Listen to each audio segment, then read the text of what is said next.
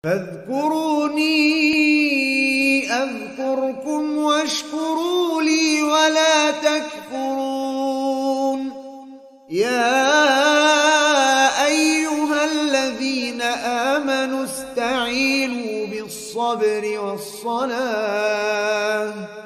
إن الله مع الصابرين والذين يبيتون لربهم سجدا وقياما.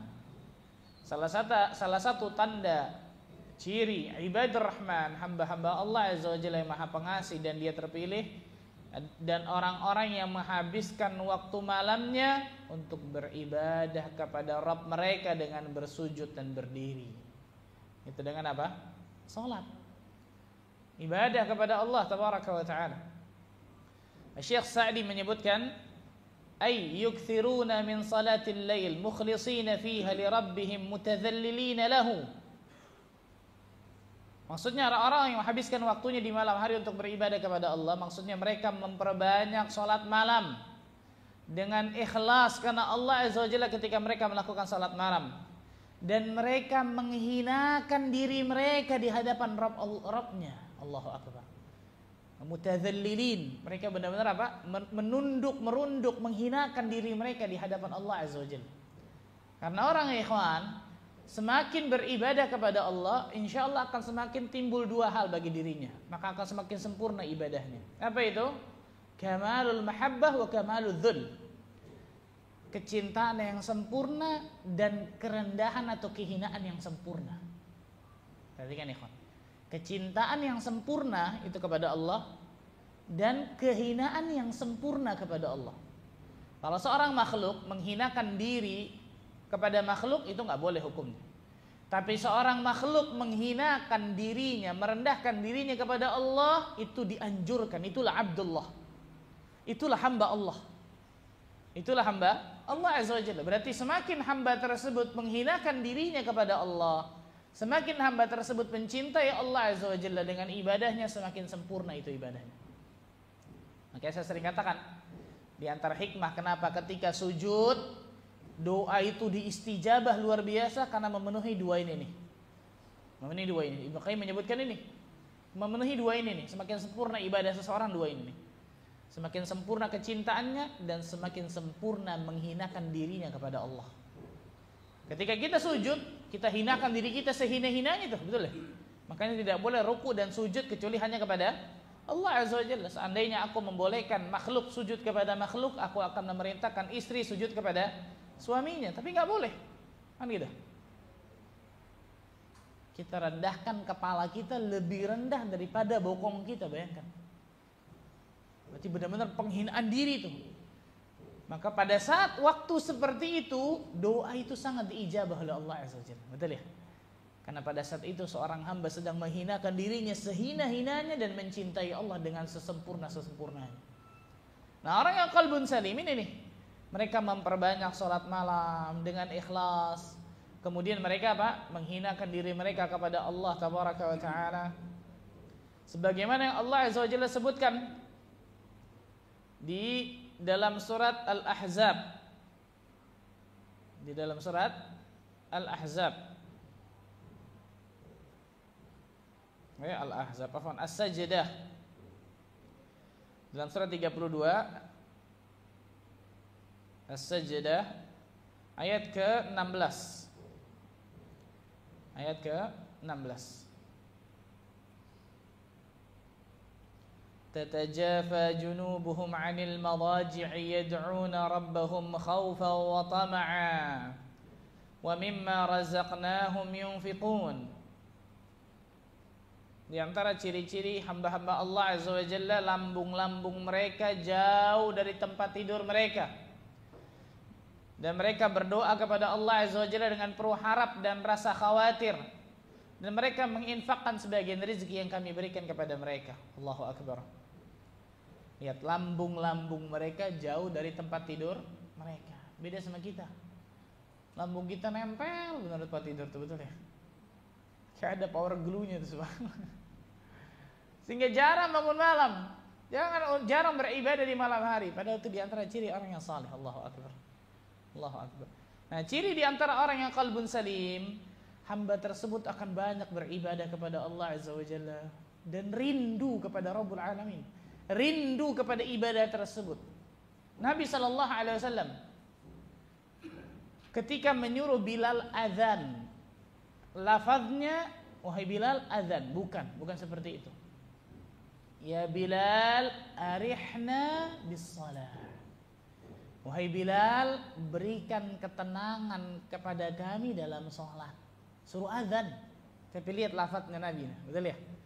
Arihna bis salah. Maksudnya waktu azan, suruh azan. Tapi lafaz Nabi kepada Bilal ini istimewa nih. Wahai Bilal, berikan ketenangan kepada kami dalam sholat. Suruh azan maksudnya.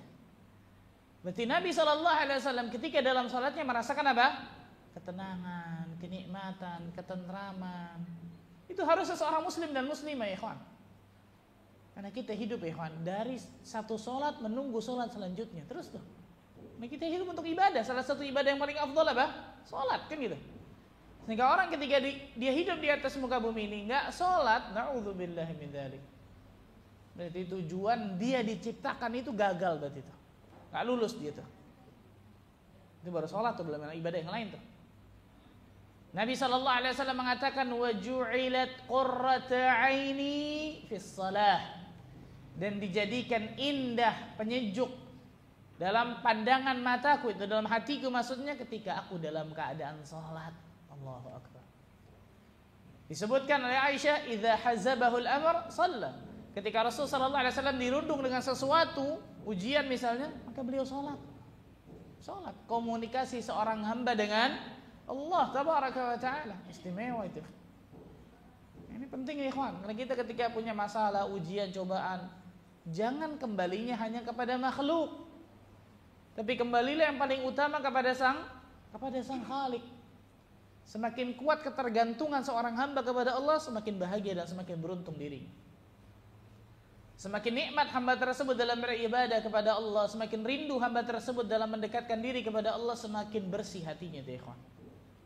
Semakin salim qalbunnya, hatinya.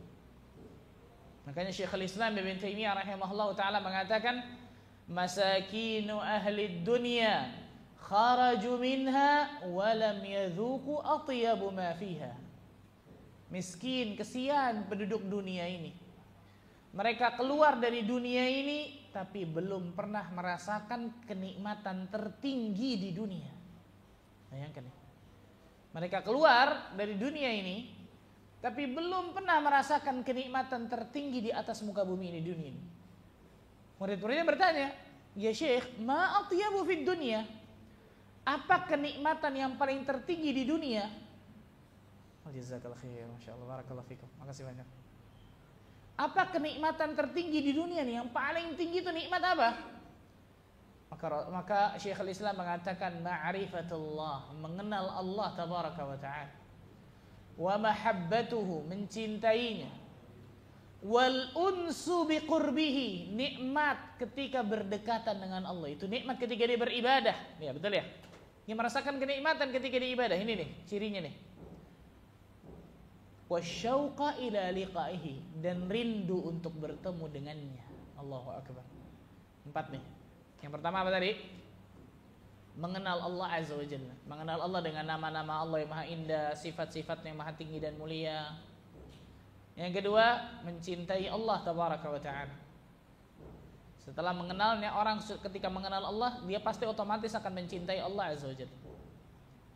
Yang ketiga, ketika dia sudah mencintai Allah, pasti ingin selalu berdekatan dengan Allah Azza wa Jalla dalam ibadah, amal saleh, memperbanyak ibadahnya, memperbagus kualitas amal salehnya kepada Allah Azza wa Jalla.